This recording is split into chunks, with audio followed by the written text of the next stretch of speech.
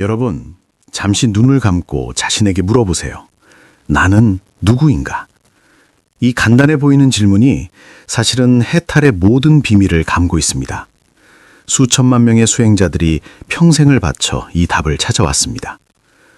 부처님께서는 이렇게 말씀하셨죠. 사람이 진정으로 자신을 알게 되면 수행의 길 대부분을 완성한 것이다. 하지만 여기서 말하는 자신은 우리가 평소에 생각하는 그 나가 아닙니다. 여러 겹의 환상을 벗겨내야만 볼 수 있는 본래의 모습입니다. 부처님의 무한한 지혜 속에서 그분은 중생들이 나를 인식하는 과정을 세 단계로 나누셨습니다. 보나, 자아, 지나. 이 세 단계는 마치 세 개의 거울과 같습니다. 첫 번째 거울은 흐린 모습을, 두 번째 거울은 상대적으로 맑은 그림자를, 세 번째 거울에서야 비로소 진실하고 변하지 않는 본래 모습을 비춥니다. 왜 중생들은 이 세 거울 앞에서 길을 잃는 걸까요? 분명 모두 나인데 왜 이렇게 다른 경지가 있는 걸까요? 부처님의 많은 제자 중에서 아나는 기억력이 뛰어나기로 유명했습니다. 부처님의 곁에서 거의 모든 법문을 들었던 그였지만 나의 본질을 이해하는 데에는 긴 시간이 걸렸습니다. 아나는 왕족 집안 출신으로 부처님과 혈연 관계가 있었습니다. 어릴 때부터 놀라운 기억력과 진리에 대한 갈망을 보였던 그는 부처님이 법을 전하기 시작하자 주저없이 세속의 영화와 부귀를 버리고 출가했습니다. 어느 날 저녁 부처님께서 사위성의 기원정사에서 홀로 좌선하고 계실 때였습니다. 아난이 다가와 공손히 절을 올리고 여쭈었습니다. 세존이시여, 제자에게 오래도록 의문이 있습니다. 여러 번 무아의 도리를 들었지만 진정으로 이해하기 어렵습니다. 만약 나가 없다면 누가 법을 듣고 누가 수행하며 누가 깨닫는 것입니까? 이 문제가 저를 오랫동안 괴롭혀왔습니다. 부처님께서는 자비로운 눈빛으로 아난을 바라보시며 말씀하셨습니다. 아난아, 좋은 질문이다. 이것이 바로 수행길에서 가장 핵심적인 문제다. 오늘 너에게 중생들이 생각하는 나의 세 단계를 자세히 설명해 주겠다. 부처님께서는 아난에게 앉으라 하시고 말씀을 이어가셨습니다. 아난아, 중생들이 말하는 나는 실제로 세 가지 다른 단계로 나눌 수 있다. 첫 번째 단계를 나는 보나라 부르고, 두 번째 단계는 자아, 세 번째 단계가 바로 지나가. 이 세 단계는 중생들이 자신을 인식하는 세 과정이자 수행의 세 경지를 나타낸다. 아나는 한 글자도 놓치지 않으려는 듯 집중해서 들었습니다. 보나란 중생의 가장 원시적이고 본능적인 나를 말한다. 이 나는 완전히 탐욕과 분노, 어리석음에 지배당한다. 마치 욕망에만 이끌리는 야수와 같지. 보나가 추구하는 것은 가장 직접적인 쾌락과 만족이며 모든 고통과 상실을 두려워한다. 생각할 줄도 모르고 인과를 깨닫지도 못하며 오직 빼앗을 줄만 알고 베풀 줄은 모른다. 예를 들어 맛있는 음식을 보면 보나는 즉시 탐욕을 일으켜 차지하려 한다. 뜻대로 되지 않는 일을 만나면 보나는 즉시 분노를 일으켜 복수하려 한다. 복잡한 문제 앞에서는 보나는 도피를 선택하고 어리석음의 상태에 빠진다. 이것이 보나의 특징이다. 탐욕, 분노, 어리석음. 부처님께서는 잠시 멈춰 아난이 충분히 이해하도록 하신 후 계속하셨습니다. 아난아, 보나가 비록 가장 낮은 단계이지만 완전히 악한 것만은 아니다.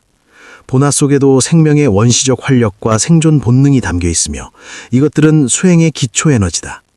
핵심은 이 에너지를 억압하거나 부정하는 것이 아니라 변화시키는 법을 배우는 것이다. 아난이 생각에 잠겨 고개를 끄덕이며 물었습니다. 세존이시여, 이러한 본안은 이해할 수 있습니다. 범부의 초기 상태가 바로 그러하니까요. 그렇다면 자아는 무엇입니까? 부처님께서는 만족스러운 표정으로 아난을 보시며 말씀하셨습니다. 좋다, 아난아. 자아는 진보한 단계다.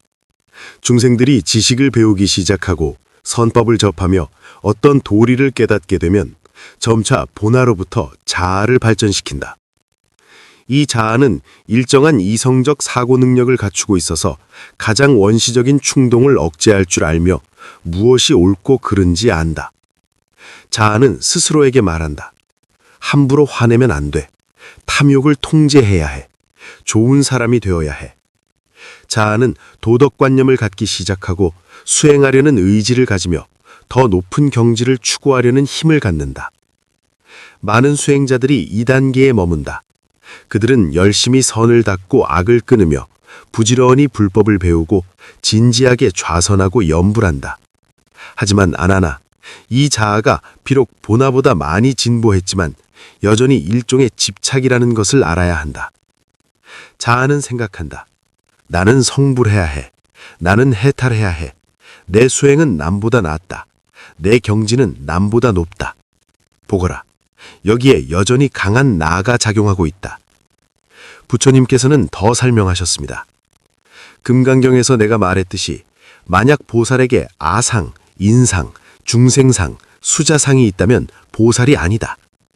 여기서 아상이 바로 자아 단계의 집착을 가리킨다. 자아는 비록 수행하려는 의지가 있지만 여전히 수행하는 나가 있고 성취해야 할 나가 있다는 데 집착한다. 이런 집착은 마치 가느다란 끈과 같아서 굵은 줄보다는 낫지만 여전히 우리를 속박할 수 있다. 자아 단계의 중생들은 보통 인간계와 천상계에서 윤회한다. 그들은 일정한 복과 지혜가 있어서 불법을 배우고 선을 행하며 덕을 쌓을 수 있다. 하지만 아집이 완전히 끊어지지 않았기 때문에 윤회의 굴레를 벗어날 수 없다. 여기까지 듣던 아난의 마음이 흔들렸습니다. 그는 갑자기 자신이 바로 이 자아의 단계에 있다는 것을 깨달았습니다. 그는 항상 자신의 뛰어난 기억력을 자랑스러워했고 다른 제자들보다 부처님께 더 가깝다고 생각했으며 자신이 빨리 깨닫기를 바랬습니다. 바로 이런 생각 속에 강한 나가 작용하고 있지 않았습니까? 아난의 표정 변화를 보신 부처님께서는 그가 이미 깨닫기 시작했음을 아시고 계속하셨습니다.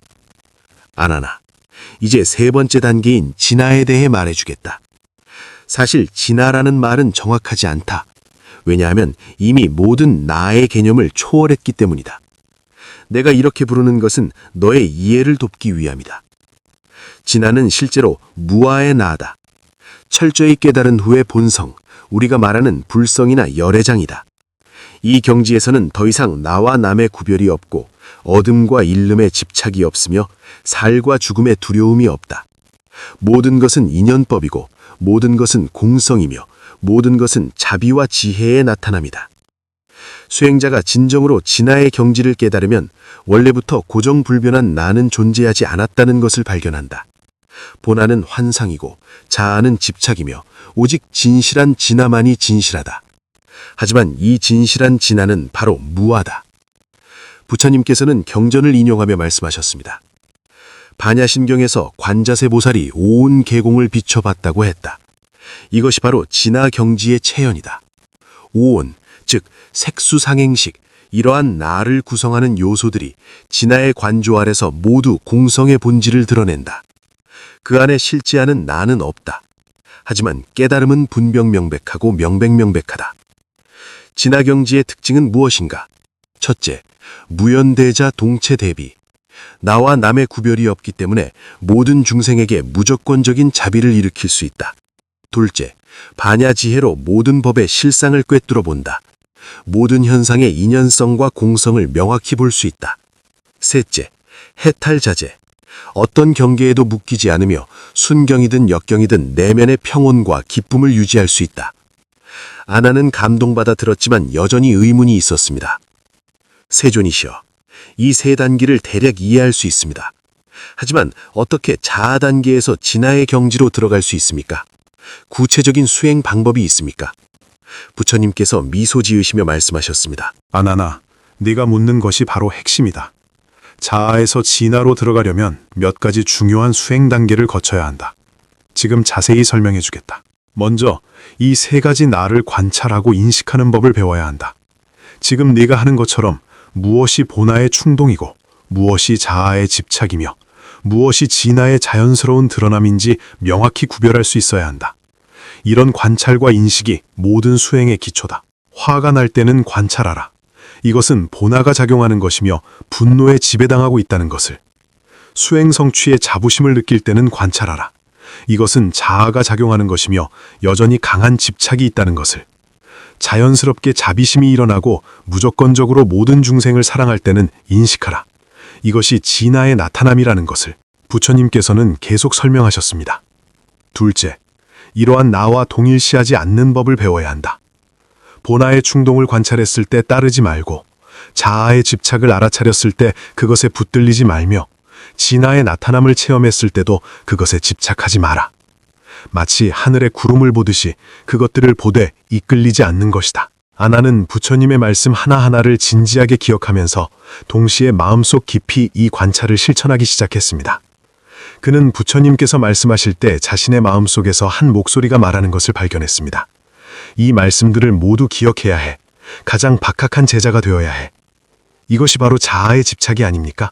부처님께서는 아난의 마음속을 꿰뚫어 보시듯 계속 말씀하셨습니다. 셋째, 무아관을 깊이 수행해야 한다. 진정한 무아관은 모든 것을 부정하는 것이 아니라 모든 현상의 본질을 명확히 보는 것이다. 몸은 인연이 화합하여 이루어진 것이고 생각은 찰나에 생겨났다 사라지며 감정은 조건이 갖춰졌을 때의 나타남이다. 소위 나란 이러한 현상들이 잠시 모였을 때 생기는 착각일 뿐이다. 깊이 관찰하면 고정불변한 나를 전혀 찾을 수 없다는 것을 발견한다. 몸도 변하고 생각도 변하며 감정도 변한다. 그렇다면 이 나는 도대체 어디에 있는가? 이렇게 관찰하다 보면 나에 대한 집착이 자연히 약해지고 결국 완전히 사라진다. 이런 관찰 방법을 경전에서는 내관이나 위파사나라고 부른다. 지속적인 내관 수행을 통해 수행자는 무아의 진리를 직접 체험할 수 있으며 단지 이론적 이해에 그치지 않는다. 부처님께서는 네 번째 수행 요점을 말씀하셨습니다. 넷째, 무조건적인 자비심을 길러야 한다. 진화의 본질은 바로 자비와 지혜다. 모든 중생에게 무조건적인 자비를 일으킬 수 있을 때 개인의 아집은 자연히 옅어진다. 왜냐하면 진정한 자비 속에는 나와 남의 구별이 없고 오직 중생의 고통과 즐거움만 있기 때문이다. 자비를 수행하는 구체적인 방법이 있다. 자신에 대한 자비로부터 시작하여 그 다음 가족으로 확장하고 다시 중립적인 사람들에게로 마지막으로 원수에게까지 확장한다. 모든 중생을 평등하게 대할 수 있을 때 나와 남의 경계가 사라진다. 이것이 보살도의 수행 방법이다. 마지막으로 부처님께서는 다섯 번째 핵심을 말씀하셨습니다. 다섯째, 지금 이 순간에 깨어있음에 머물러야 한다. 본아는 과거의 기억과 미래의 환상 속에 살고 자아는 항상 어떻게 더 나아질지 계획한다. 오직 진화만이 완전히 지금 이 순간에 머문다. 과거와 미래에 이끌리지 않고 완전히 지금에 살 수 있을 때 진화의 자연스러운 상태를 체험할 수 있다. 지금에 머무른다는 것은 아무 생각도 하지 않는 것이 아니라 깨어있는 각성을 유지하는 것이다.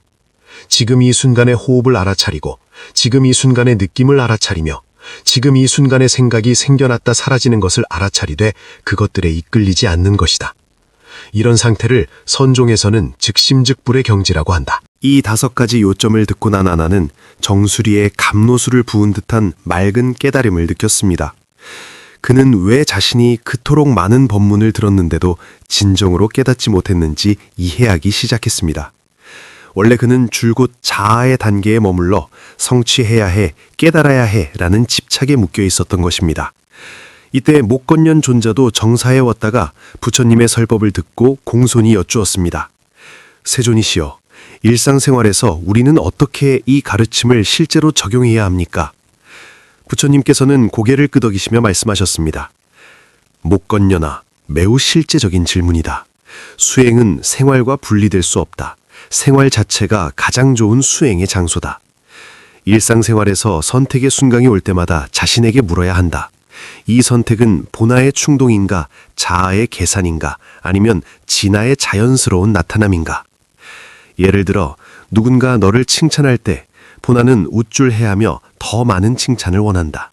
자아는 교만해서는 안 돼 라고 생각하지만 마음속으로는 여전히 기쁘다. 하지만 진아는 칭찬을 자연스럽게 받아들이되 거부하지도 집착하지도 않는다. 마치 연꽃이 빗물을 받아들이듯 자연스럽다. 누군가 너를 비판할 때 본아는 즉시 화를 내며 반격하려 한다. 자아는 억누르며 포용해야 해 라고 말하지만 마음속은 여전히 불편하다. 하지만 진아는 비판을 거울로 삼아 자신의 부족함을 보고 상대방의 조언에 감사한다. 남을 도울 때 본아는 보답이나 명성을 얻으려 한다. 자아는 공덕을 쌓아 빨리 해탈하려 한다. 하지만 진화의 도움은 완전히 목적이 없다. 마치 햇빛이 대지를 비추듯 자연스러며 어떤 보답도 바라지 않는다. 사리불존자도 이때 논의에 참여하며 물었습니다. 세존이시여, 저는 때때로 진화의 상태를 체험할 수 있지만 곧 다시 자아의 집착으로 돌아갑니다. 왜 그렇습니까? 부처님께서는 자비롭게 답하셨습니다. 사리불아, 이것은 매우 정상적인 현상이다. 자아에서 진화로의 전환은 한순간에 이루어지는 것이 아니라 장기간의 수행이 필요하다. 마치 걸음마를 배우는 아이처럼 처음에는 항상 비틀거리며 가끔 몇 걸음 걷다가 곧 넘어진다. 핵심은 인내심을 가지고 계속 연습하는 것이다. 진화의 상태를 체험할 때마다 그것은 하나의 돌파구다. 다시 자아의 집착에 빠졌더라도 낙담하지 마라. 이미 진화의 맛을 보았다는 것을 알아야 한다. 이 체험은 의식 깊은 곳에 씨앗을 남긴다. 수행이 깊어질수록 이 씨앗은 점차 자라나 결국 꽃을 피우고 열매를 맺는다.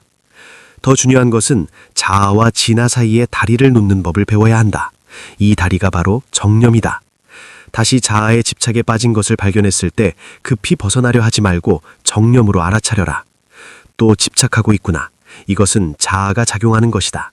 이런 알아차림 자체가 바로 진화의 나타남이다. 아나는 옆에서 부처님의 말씀을 진지하게 생각하다가 갑자기 질문했습니다. 세존이시여, 한 가지 의문이 있습니다. 최종 목표가 진화라면 자아 단계를 건너뛰고 바로 진화를 추구해야 하지 않습니까?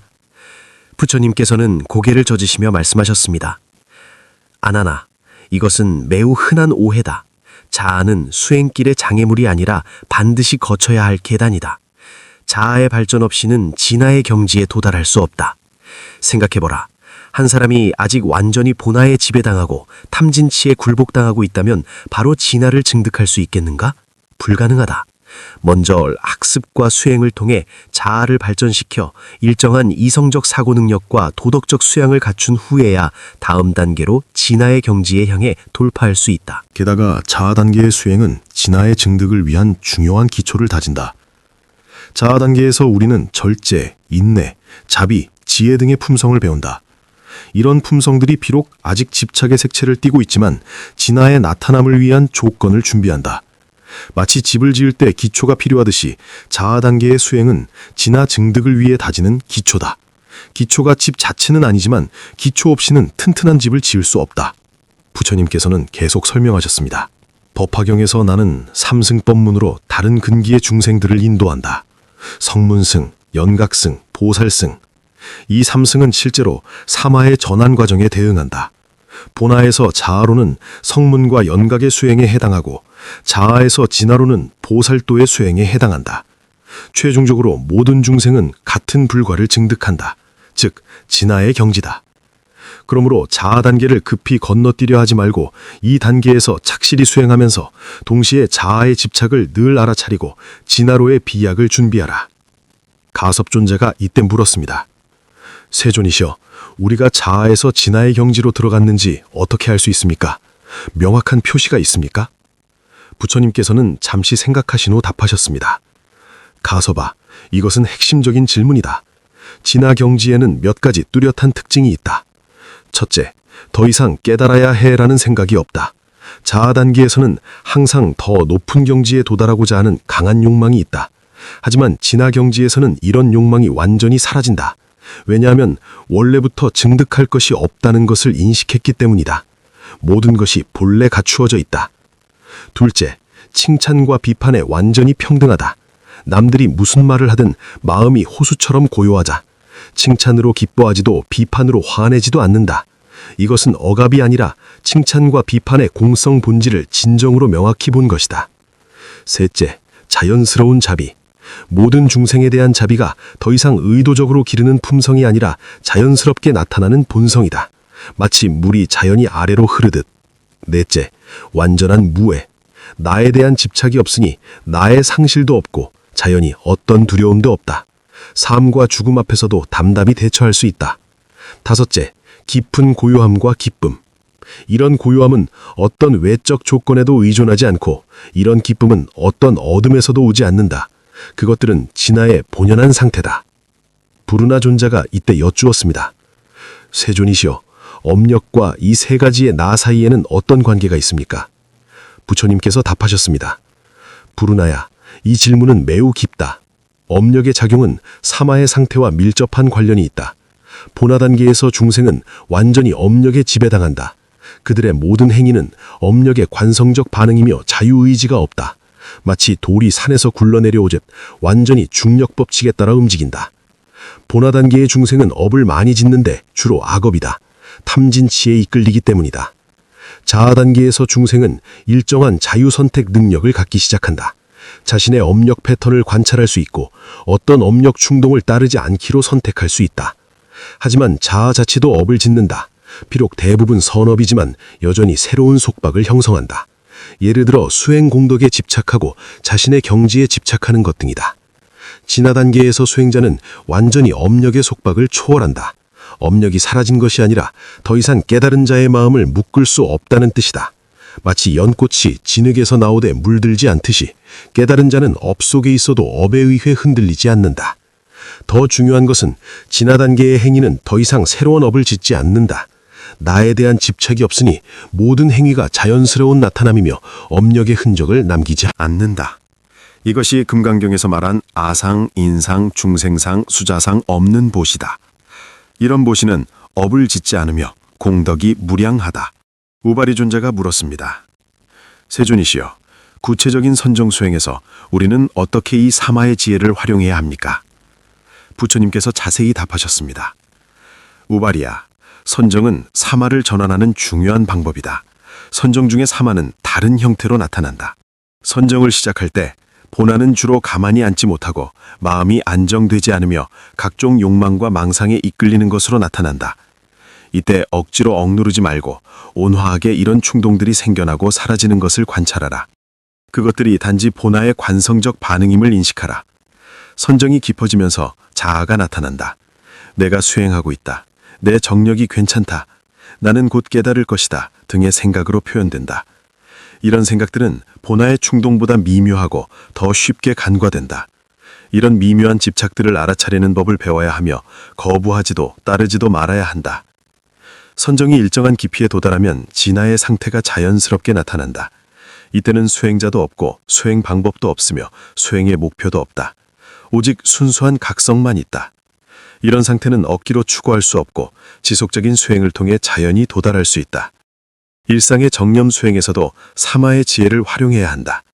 걷기 할 때 관찰하라. 본화의 서두름인가? 자아의 목표 지향인가? 아니면 진화의 자연스러운 흐름인가? 식사할 때 관찰하라. 본화의 탐식인가? 자아의 통제인가? 아니면 진화의 알아차림인가? 말할 때 관찰하라. 본화의 충동적 표현인가? 자아의 의도적 표현인가? 아니면 진화의 자연스러운 표현인가? 문수사리 보살이 이때 부처님께 여쭈었습니다. 세존이시여, 보살도의 수행과 이 사마의 전환에는 어떤 특별한 관계가 있습니까? 부처님께서 미소 지으시며 답하셨습니다. 문수사리야, 보살도는 실제로 자아에서 진화로 전환하는 가장 수승한 방법이다. 일반 수행자들은 자아 단계에 오랫동안 머물 수 있다. 주로 개인의 해탈에만 관심을 두기 때문이다. 하지만 보살도 수행자는 보리심을 발하여 모든 중생을 제도하겠다고 서원한다. 이런 큰 원력이 자아의 집착을 빠르게 녹일 수 있다. 보살이 진정으로 중생이 끝이 없으니 서원하여 제도하겠다는 큰 서원을 발할 때 개인의 아집이 흔들리기 시작한다. 왜냐하면 이런 큰 서원 속에는 나와 중생의 구별이 없고 오직 무조건적인 자비만 있기 때문이다. 보살도의 육바라밀, 수행, 보시, 지계, 인욕, 정진, 선정, 반야 각각은 아집을 깨뜨리는 방법이다. 보시는 탐욕을 깨뜨리고 지계는 악업을 깨뜨리며 인욕은 분노를 깨뜨리고 정진은 게으름을 깨뜨리며 선정은 산란압을 깨뜨리고 반야는 어리석음을 깨뜨린다. 특히 반야바라밀은 직접 진화의 증득을 가리킨다. 보살이 반야지혜를 깊이 체득하면 삼륜 청정의 경지를 깨닫는다. 보시하는 자도 없고 받는 자도 없으며 보시하는 물건도 없다. 이것이 바로 진화 경지의 나타남이다. 이 귀중한 설법을 듣고 난 아나는 정수리에 감로수를 부은 듯한 맑은 깨달음을 느꼈습니다. 그는 왜 그토록 많은 법문을 들었는데도 진정으로 깨닫지 못했는지 이해하기 시작했습니다. 원래 그는 주로 자아의 단계에 머물러 성취해야 해, 깨달아야 해 라는 집착에 묶여 있었던 것입니다. 그날 밤부터 아나는 부처님의 가르침대로 정진하여 수행했습니다.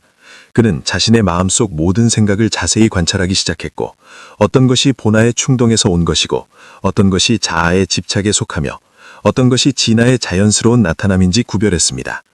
처음에 이런 관찰은 그에게 이전에 주의하지 못했던 많은 문제들을 발견하게 했습니다. 그는 법을 들을 때 자주 법의 내용을 어떻게 더 정확히 기억할지 생각한다는 것을 발견했습니다. 이 뒤에는 가장 박학한 제자가 되어야 해 라는 집착이 숨어 있었습니다.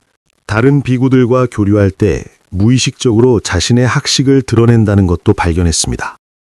이것은 나는 남들보다 많이 안다는 우월감을 반영했습니다. 심지어 수행 자체에 대해서도 빨리 깨달아야 해 라는 조급한 마음이 있다는 것을 발견했습니다. 이런 문제들을 인식한 후 아나는 좌절하지 않고 오히려 가벼워졌습니다. 그는 부처님께서 말씀하신 인식이 해탈의 시작이다 라는 말에 깊은 의미를 이해했습니다. 자아의 집착을 알아차릴 때마다 마음속으로 조용히 말했습니다. 이것은 자아가 작용하는 것이다. 나는 그것을 보았다. 하지만 나는 그것이 아니다. 수행이 깊어지면서 아나는 자신의 내면 상태에 미묘한 변화가 일어나는 것을 느꼈습니다. 법을 들을 때 더 이상 모든 글자를 급히 기억하려 하지 않고 마음으로 법의 정신을 느꼈습니다. 사람들과 교류할 때 더 이상 급히 자신을 드러내려 하지 않고 진심으로 상대방의 필요를 돌보았습니다. 일상생활에서 더 이상 의도적으로 어떤 경지를 추구하지 않고 자연스럽게 지금 이 순간에 머물렀습니다. 어느 날 새벽 아난이 나무 아래서 고요히 앉아 있을 때 갑자기 깊은 체험을 했습니다. 그는 모든 집착을 내려놓았을 때 마음속에서 이전에 경험하지 못한 고요함과 기쁨이 솟아오르는 것을 발견했습니다. 그 순간 내가 수행하고 있다는 생각도 없었고 깨달아야 해라는 욕망도 없었으며 심지어 내가 고요함을 체험하고 있다는 알아차림도 없었습니다. 오직 순수한 존재, 순수한 각성, 순수한 자비만 있었습니다. 이 체험은 단지 몇 분만 지속되었지만 아난에게 지울 수 없는 인상을 남겼습니다. 그는 이것이 바로 부처님께서 말씀하신 진화의 초보적 나타남임을 이해했습니다. 비록 곧 일상적인 의식 상태로 돌아왔지만 그는 이미 진화의 맛을 본 것입니다. 그 이후로 아난의 수행은 명확한 방향을 갖게 되었습니다. 그는 더 이상 박학다식한에 집착하지 않고 내면의 전환에 더 주목했습니다. 더 이상 외적 성취를 추구하지 않고 내적 깨어남에 집중했습니다. 더 이상 자신을 부처님의 특별한 시자로 여기지 않고 자신을 수많은 수행자 중 평범한 한 사람으로 여겼습니다. 해가 거듭들수록 아난의 자아 집착은 점점 옅어졌고 진화의 체험은 점점 더 빈번하고 지속적이 되었습니다. 그는 진화가 나타날 때 모든 문제가 자연히 해결되고 모든 의혹이 자연히 사라지며 모든 번뇌가 자연히 가라앉는다는 것을 발견했습니다. 부처님께서 열반에 드시려는 그날 밤 아나는 마침내 완전히 자아의 굴레를 돌파하고 진화의 경지를 증득했습니다. 그 순간 그는 부처님께서 그 당시 하셨던 설법을 완전히 이해했습니다. 원래 수행의 모든 비밀은 이 세 가지 나의 본질을 명확히 보는 데 있었습니다. 본아의 미혹에서 자아의 깨어남으로 그리고 최종적으로 진아의 해탈에 도달하는 것이었습니다. 깨달음을 얻은 후에도 아나는 계속 불법을 전승하는 책임을 담당했습니다. 하지만 그의 마음가짐은 완전히 달라졌습니다. 더 이상 불법을 홍포해야 해라는 마음으로 설법하지 않고 자연스럽게 불법의 전달자가 되었습니다. 더 이상 중생을 제도해야 해라는 마음으로 가르치지 않고 자연스럽게 중생들이 깨어나는 길의 조력자가 되었습니다. 수년 후 제자들이 아난에게 수행의 요죄를 여쭈면 그는 항상 웃으며 말했습니다. 수행은 사실 아주 간단합니다. 세 가지 나를 인식하는 것입니다. 본아의 미혹을 명확히 보고 자아의 집착을 돌파하며 진아의 본성을 증득하는 것입니다. 자아의 본질을 진정으로 명확히 보고 그것이 단지 과도기적 단계일 뿐임을 인식하면 수행은 이미 대부분 원만해진 것입니다. 기억하십시오. 본아는 야생마와 같아서 길들여야 하고 자아는 알껍질과 같아서 깨트려야 하며 진아는 하늘과 같아서 본래 거침이 없습니다. 모든 수행자가 본하의 속박에서 해탈하고 자아의 집착을 초월하여 최종적으로 진아의 고향으로 돌아가기를 바랍니다. 이것이 바로 부처님께서 인생의 삼아에 대해 하신 궁극의 설법입니다. 이 설법 속에서 우리는 수행길에서 가장 핵심적인 문제와 가장 궁극적인 답을 봅니다. 수행의 길에 들어선 모든 사람은 본하에서 자아로 그리고 진아로의 전환 과정을 경험하게 됩니다. 본하는 우리의 출발점입니다. 가장 원시적인 생명 상태를 나타내며 탐진치의 번뇌로 가득합니다. 하지만 이것이 두려운 것은 아닙니다. 모든 성자들도 이 단계를 거쳤기 때문입니다. 본하가 비록 삼독에 지배받지만 그 안에 담긴 생명력은 수행의 원초적 동력이기도 합니다. 자아는 우리의 중간 정거장입니다. 수행의 진전을 나타내며 비록 아직 집착이 있지만 이미 위로 향하는 동력과 전환의 가능성을 갖추었습니다. 이것은 건너뛸 수 없는 중요한 단계입니다. 자아 단계의 수행이 진화 증득을 위한 필수적인 기초를 다집니다. 마치 집을 지을 때 기초가 필요하듯이 말입니다. 진화는 우리의 귀형지입니다. 궁극의 해탈을 나타내며 모든 분별과 집착을 초월합니다. 이것은 모든 수행자가 최종적으로 도달할 수 있는 고향입니다. 진화는 실제로 무아의 나이며 깨달음 후의 본성이고 자비와 지혜의 자연스러운 나타남입니다. 본하에서 자아로 그리고 진화로 가는 이 여정에서 가장 핵심적인 전환점은 바로 자아의 본질을 명확히 보는 것입니다. 자아가 단지 과도기 단계이며 진화로 가는 다리일 뿐임을 진정으로 인식할 때 우리는 더 이상 그것에 속박되지 않으며 수행도 대부분 원만해집니다. 업력의 관점에서 보면 본하는 업력에 지배받고 자아는 업력을 선택할 수 있으며 진화는 업력을 초월합니다. 선정의 관점에서 보면 선정 중에 삼아의 나타남을 관조하되 억누르지도 따르지도 않으며 깨어있는 각성을 유지해야 합니다. 보살도의 관점에서 보면 보리심을 바라면 자아집착을 빠르게 녹일 수 있으며 육바라밀 수행은 직접 아집을 깨트립니다. 그러므로 감사하는 마음으로 부처님의 이 귀중한 가르침을 받아들입시다. 일상생활에서 실제로 이 세 가지의 나를 관찰하고 수행길에서 한 걸음씩 이 세 가지의 나를 초월하여 최종적으로 그 무아의 나, 본래 청정한 진아, 모든 부처님과 둘이 아닌 본심을 증득합시다. 이것이 바로 부처님께서 우리에게 밝혀주심 생명의 가장 큰 비밀이며 수행의 가장 궁극적인 목표입니다. 이 법문을 들은 모든 분들이 진화로 돌아가는 이 길에서 용맹정진하여 최종적으로 궁극의 해탈과 자유를 얻기를 바랍니다.